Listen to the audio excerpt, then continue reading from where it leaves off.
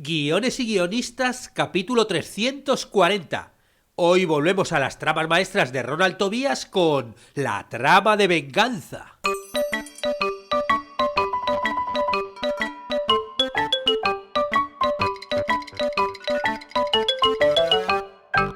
Buenos días a todos, bienvenidos a Guiones y Guionistas, el podcast con el que todos podemos aprender a hacer guiones y en el que el guionista es el rey y la guionista la reina. Yo soy David Esteban Cubero, vuestro anfitrión, y cada semana salimos al aire con 2 programas en los que vemos un nuevo elemento, técnica o herramienta para que sepáis más del entramado mundo de los guionistas y el vengativo arte de los guiones. Hoy continuamos con la serie que nos está llevando a analizar las 20 tramas maestras que propuso Ronald Tobias. Ya hemos visto las 5 primeras tramas, las tramas de búsqueda, la de aventuras, la de persecución, la de rescate y la de huida, y hoy continuamos con la trama de venganza. Pero antes recordaros que en la plataforma de cursosdeguion.com podéis aprender todo lo necesario para escribir guiones y convertiros en guionistas. Tenemos cursos que enseñan a escribir cortometrajes, largos, series, documentales, cómics, bueno, de todo. Ya hay más de 50 cursos, justo esta semana hemos empezado el curso número 55 y bueno, cada semana salen 3 clases nuevas, con lo cual, nada, acércate, mira la web un poco, busca y si quieres aprender a escribir guiones, pues nada, apúntate, que es una suscripción muy baratita y bueno, te puedes dar de baja cuando quieras, con lo cual, bueno, no cuesta nada probar. Hoy, por ejemplo, continuamos con el curso de mapa de tramas de series, que nos ayuda un poco a organizar cuáles son las tramas de los distintos episodios de nuestras series. Y en la clase de hoy, que es la última del curso, pasamos a la acción y vemos cómo crear ya físicamente este mapa de tramas. Es decir, cómo crear la planilla, cómo escribir todos los titulares, que tienes que hacerlo, los colores y bueno, todos los truquitos. Con lo cual, bueno, si tenéis alguna serie en vuestra cabeza, es echarle un ojo a este curso, bueno, es algo obligatorio. Y el sábado continuamos con el curso de Eneagrama para guionistas, en el que vemos en qué consiste este sistema de identificación de tipos de personalidad y cómo podemos utilizarlo siendo guionista. Y en la clase del sábado vamos a conocer todas las características del eneatipo número 4, que es el conocido normalmente como el romántico o el individualista. Un ejemplo de personajes de este eneatipo sería, por ejemplo, Eduardo Manos Tijeras o Shrek. Y ahora sí, continuamos con la propuesta de Ronald Tobias sobre las 20 tramas maestras de su libro El guión y la trama, fundamentos de la escritura dramática audiovisual. Bueno, como os he dicho antes, estamos viendo en el podcast trama a trama, cada cierto número de podcast. Hemos visto la trama de búsqueda, la de aventura, la de persecución, la de rescate y la de huida, y hoy pasamos a la trama de venganza. Francis Bacon tildó a la venganza de justicia salvaje. Y en literatura, el motivo predominante de esta trama es claro y nítido: el desquite que el protagonista se toma sobre el antagonista a causa de una ofensa real o imaginada. Es una trama visceral, lo que significa que nos conmueve hasta un nivel emocional muy profundo, porque nos indignamos al ver las injusticias y deseamos que sean enmendadas. Y casi siempre, señores y señoras, esta revancha se encuentra fuera de los límites de la ley. ¿No? Es un poco la justicia esta salvaje de la que nos hablaba Bacon. Claro, en ocasiones la ley no puede dar esta justicia, así que nos ocupamos nosotros mismos de este asunto. Tenemos un precedente bíblico que hemos oído citar millones de veces: ojo por ojo, diente por diente, mano por mano, pie por pie. Bueno, una cita del Éxodo que obviamente todo el mundo ha escuchado alguna vez. Y entre las angustias del bien es fácil evitar la respuesta que puede sernos más difícil, que es poner la otra mejilla, ¿no? Que es un poco también lo que decían en la Biblia. Son sentimientos muy bonitos, claro, pero obviamente ajenos a la naturaleza humana. Si me golpeas, yo te devuelvo el golpe. La venganza es una justicia implacable que tiene tanto poder hoy como hace 1000 años. De hecho, la venganza era uno de los temas favoritos de los griegos, y su expresión más elevada se ha visto en la tragedia isabelina y jacobea del siglo XVII. La obra de Thomas Kidd, la tragedia española, escrita hacia 1590, ¿no? Fijaos, 1590, versa sobre Jerónimo, quien se encuentra al borde de la ley tras el asesinato de su hijo. En un intervalo entre sus estallidos de locura, descubre quién ha matado a su hijo y por qué, y elabora un plan para vengarse, ¿no? Esto os resulta un poquito familiar, ¿no? Bueno, pues ahí van un par de pistas más. El fantasma del hijo asesinado se presenta ante el padre clamando venganza, y Jerónimo organiza entonces una representación teatral durante la cual los culpables son asesinados. Lo suena, ¿no? Nos va sonando un poquito la trama.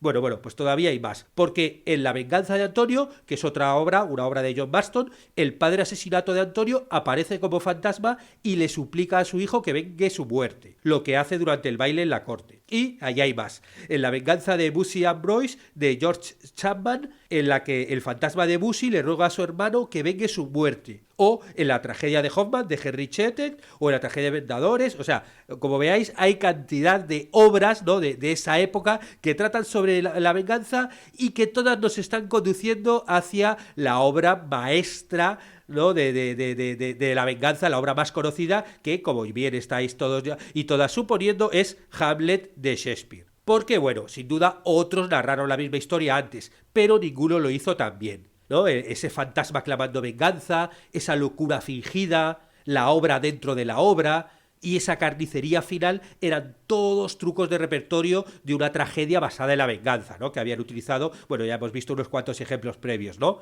Pero la mayor parte de los relatos contemporáneos sobre la venganza suelen carecer de esta amplitud del sentimiento y el carácter que Shakespeare le dio a Hamlet. Aún así, el patrón de la trama de venganza no ha cambiado en los últimos 3000 años. En el centro de la historia se encuentra el protagonista, que por lo habitual es una buena persona obligada a realizar una venganza por su cuenta una vez que la ley no puede hacer nada. También tenemos al antagonista, que es la persona que ha cometido el crimen y por algún capricho del destino en el curso natural de los acontecimientos ha conseguido eludir el castigo por su crimen. Y por último tenemos a la víctima, que es la persona a la que el protagonista debe vengar. Como personaje, la víctima es obviamente un elemento prescindible.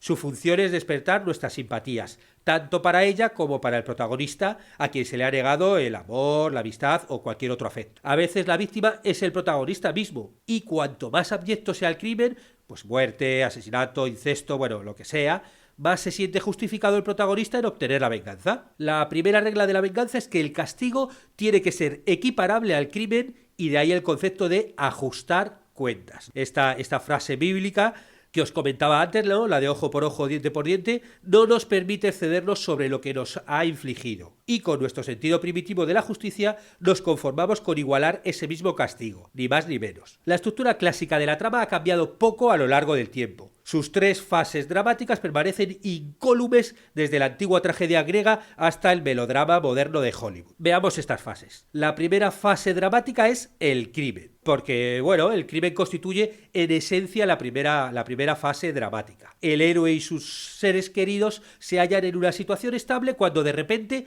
un crimen horrible se interfiere en sus vidas, acabando con la felicidad del héroe. El héroe es incapaz de defenderse contra ese crimen. O no está presente en el momento que ocurre, o no puede intervenir y se ve obligado a contemplarlo, lo que, bueno, pues le da más patetismo a la situación. En algunos relatos, como los ya citados, un asesinato ha sido cometido antes de que la historia empiece. El padre de Hamlet ha sido asesinado antes de que la historia comience, por ejemplo. Y si alguien comete una fechoría contra mí o contra mi familia, aunque claro, esto tiene sus problemas narrativos, porque, bueno, si alguien comete una fechoría contra mí o contra mi familia y deseo que otros compartan mi ultraje, la forma más efectiva para ganar la empatía del personaje es hacer que contemples el crimen. Es decir, claro, ahí vamos a sentir mucha lástima por la víctima, ¿no? Nos vamos a sentir tan humillados como ella y deseamos una reparación tanto como ella. Con lo cual, si el crimen tiene lugar antes de que los lectores se introduzcan en el relato, se sentirán menos inclinados a sentir esa empatía. O sea, cierta simpatía sí, pero no empatía. Con lo cual, bueno, normalmente en las películas por eso siempre se ve el crimen. Que bueno, no necesariamente hay que verlo al principio, ¿no? Porque bueno, Kill Bill, por ejemplo, es otra de las obras maestras más contemporáneas, ¿no?, de lo que es una historia de venganza que dura, bueno, 2 películas. Y ahí, por ejemplo, bueno, nos lo van contando todo lo que va pasando a través de flashback. En esta trama, uno de los objetivos fundamentales es construir un puente emocional entre los lectores y el personaje principal. El héroe puede confiar en otras formas de justicia, como la policía, por ejemplo, pero esto rara vez arregla las cosas. Entonces se da cuenta de que si quiere que haya justicia, bueno, pues va a tener que tomársela por su mano. La segunda fase dramática es la venganza. Y comienza pues cuando el héroe planea esta venganza y se prepara para la acción. Si la venganza implica un único antagonista, la segunda fase puede constar tanto de la persecución, es decir, encontrar al antagonista, como de la preparación de la venganza. Y en el caso de una venganza múltiple, ¿no? Por ejemplo, en el caso que os ponía antes con Kill Bill, en la que hay varias personas que tienen que pagar por su crimen, el héroe puede comenzar rápido a repartir justicia, ¿no? Y ya, bueno, pues a lo largo del relato va encargándose de uno tras otro. Hay a menudo un tercer personaje, ¿no? Para completar el triángulo, que intenta evitar que el héroe cumpla su objetivo. Por ejemplo, el justiciero de la ciudad se trata del policía que investiga el caso. En Impacto Súbito es Harry Callahan el que lleva a cabo la investigación. En Fuera de la Ley, el tercer lado del triángulo es el anciano jefe indio quien agrega al relato un toque cómico y una dimensión histórica, ya que él también es una víctima. Y la tercera fase dramática es la confrontación. Es decir, el enfrentamiento entre el antagonista y el protagonista. En el caso de una venganza múltiple, el último criminal que recibe su merecido es el más importante, ¿no? El Bill. Bill, en Kill Bill es Bill, ¿no? Vas matando a todos hasta que llega ese enfrentamiento final, ¿no? Claro, normalmente es el cabecilla, o el más chiflado, o el más peligroso. Y este es el momento del triunfo del protagonista. Su motivación se ha basado exclusivamente en la venganza, ¿no? Y entonces, claro, o triunfa o fracasa. En el caso de Utu, por ejemplo, que es una película de neozelandesa, ahí el argumento gira en torno a una venganza, ¿no? Y el héroe es un maorí que descubre que su aldea ha sido asolada por el ejército británico. Entonces, claro, jura venganza y se enzarza en una guerra privada contra los británicos. Un hombre contra un ejército. Y su venganza múltiple tiene éxito hasta que llega a esta tercera fase, donde es capturado y ejecutado, pero su muerte es heroica. Aunque bueno, normalmente en la literatura popular y en las películas, el héroe casi siempre tiene éxito y una vez que se ha tomado la revancha, puede regresar a su vida normal. La venganza es una motivación de gran fuerza emocional. Es una preocupación incluso a apoderarse del héroe. El relato puede tener aspectos desagradables y puede hacer que los lectores se sientan incómodos ante la violencia que el tema conlleva. Porque, claro, a pesar de que la violencia no es un requerimiento en esta trama, la venganza clásica habitualmente conlleva violencia. Y un examen superficial de los relatos de este tipo pues nos lleva a ver que la violencia, bueno, es un motivo recurrente. Pero la venganza puede adoptar formas distintas de violencia. ¿Qué ocurre, por ejemplo, cuando uno desea escribir una comedia según esta fórmula?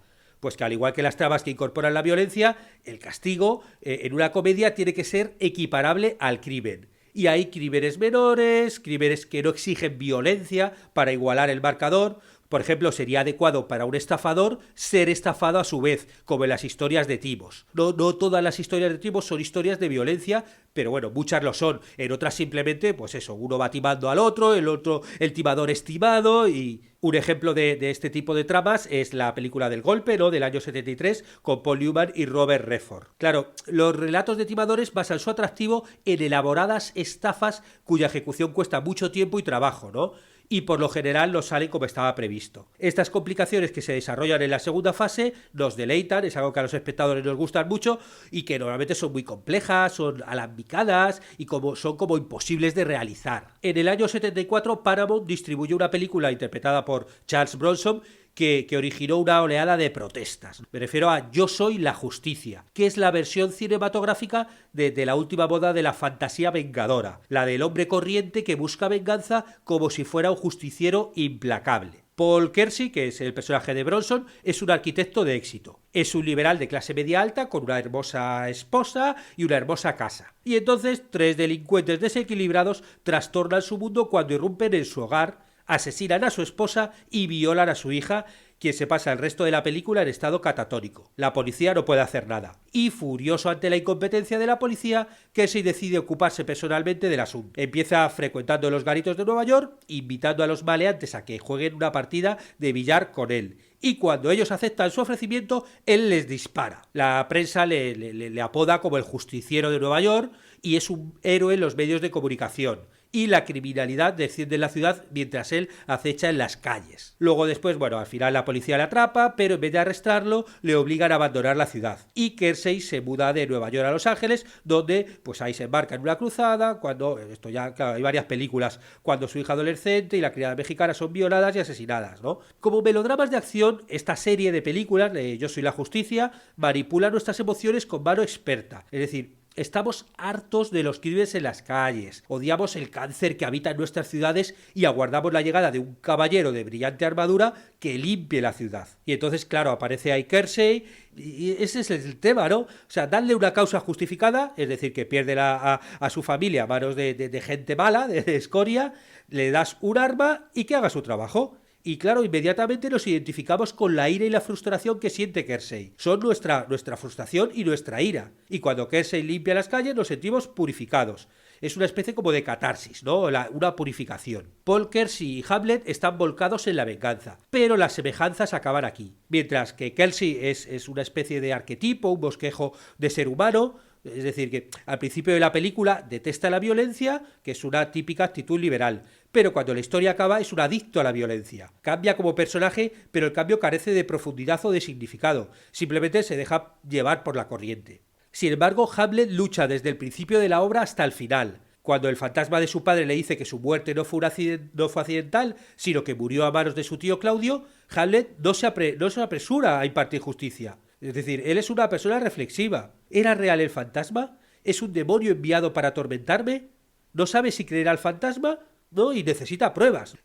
Duda de sí mismo, del fantasma. Quiere tomar la decisión adecuada, pero no sabe cuál es. Y ahí, bueno, cuando se presenta la compañía de actores, pues Hamlet idea ese plan para averiguar si Claudio es culpable y, bueno, al final el plan funciona. Hamlet sabe que el fantasma era realmente de su padre y que Claudio lo mató. Y, bueno, ahí la tarea de venganza, pues, bueno, pues él se mete ya directamente en esta tarea de venganza, de vengar a su padre. Y, bueno, ahí tambaleándose un poco entre la locura y la cordura, pues, bueno, pues se desata esa tragedia, ¿no? Y se pone a destruir a todos los que a todos los que hay a su alrededor. Aunque hoy en día las tragedias siguen siendo tan sangrientas como lo eran en la época griega, el héroe sobrevive a la prueba. La finalidad de las antiguas tragedias consiste en mostrar que hay que pagar un precio elevado por la venganza. Es decir, que personas inocentes se van a ver arrastradas por esa venganza y van a morir.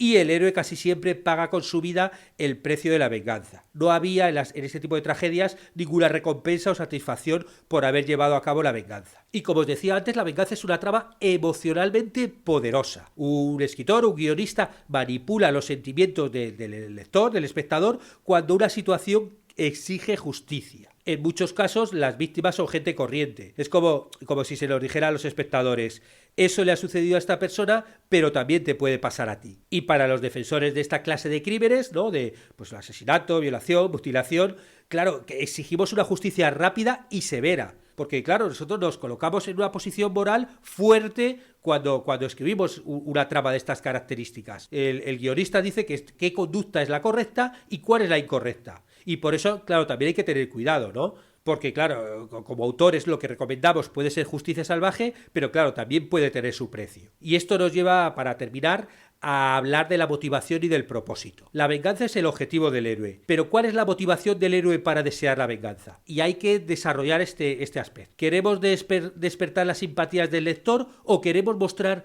cómo la búsqueda de venganza altera los valores del personaje? Tenemos que comprender tanto la causa, es decir, el crimen, como el efecto. Es decir, cómo afecta el crimen a la víctima o a alguien próximo a esa que desea vengarse. Y este argumento analiza el lado sombrío de la naturaleza humana. Y claro, aquí Tobías nos aconseja a que no hagamos que el personaje se pierda entre el torbellino de la acción física. Bueno, vamos con el resumen de esta trama. 1. El protagonista busca desquitarse del antagonista debido a un daño imaginado o real. 2. La mayoría, aunque no todas, de las tramas de venganza se centran más en el acto de la venganza misma que en la explicación cabal de los motivos del personaje. 3. La justicia del héroe es salvaje, una justicia que por lo general sobrepasa los límites de la ley. 4. Las tramas de venganza señaladas a manipular los sentimientos del lector al presentar un hombre de acción que venga las injusticias del mundo. Este hombre se ve obligado a actuar por las circunstancias, cuando las instituciones que determinan estos problemas se presentan ineficaces. 5. El héroe ha de poseer una justificación moral para ejecutar su venganza. Sexto, la venganza del héroe puede igualar, pero no exceder, el daño ocasionado contra él mismo. Es decir, que el castigo se tiene que ajustar al crimen. Séptimo, al principio el héroe tiene que intentar hacer frente a la ofensiva de acuerdo con los métodos tradicionales, como acudir a la policía, por ejemplo, ¿no?, que es un esfuerzo que habitualmente fracasa. 8. La primera fase dramática presenta la vida normal del héroe y a continuación el antagonista irrumpe en ella cometiendo un crimen y hay que hacer entender al público el impacto del crimen cometido contra el héroe y su costo físico y emocional. El héroe, por haber asistido, no encuentra soluciones acudiendo a las instituciones oficiales y se da cuenta de que debe actuar por sí mismo si desea vengar el crimen. 9. La segunda frase dramática presenta al héroe haciendo planes para vengarse y después persiguiendo al antagonista. El antagonista puede eludir la venganza del héroe gracias al azar o a su ingenio. Habitualmente esto hace que los dos personajes se enfrenten abiertamente. Y décima, la última fase dramática presenta la confrontación entre el héroe y el antagonista. A menudo los aviones del héroe se tuercen, obligándole a improvisar, y el héroe puede tener éxito o fracasar. En las historias contemporáneas de venganza, el héroe no paga un gran precio emocional por esa venganza. Esto permite que la acción sea catártica para el público. Y después de este resumen terminamos el podcast de hoy en el que hemos analizado una de las tramas maestras de Ronald Tobias, la trama de venganza. Muchas gracias a todos los que hacéis comentarios en las redes sociales y compartís el podcast porque ayudáis a que consigamos llegar a más gente. Y sobre todo muchas gracias a los que os suscribís a los cursos de guión o contratáis las consultorías y mentorías porque bueno, estáis sustentando económicamente que sigamos saliendo cada semana. Estaremos juntos los martes y jueves con nuevas técnicas, estrategias y análisis para que aprendamos entre todos a ser mejores guionistas. ¡Hasta pronto!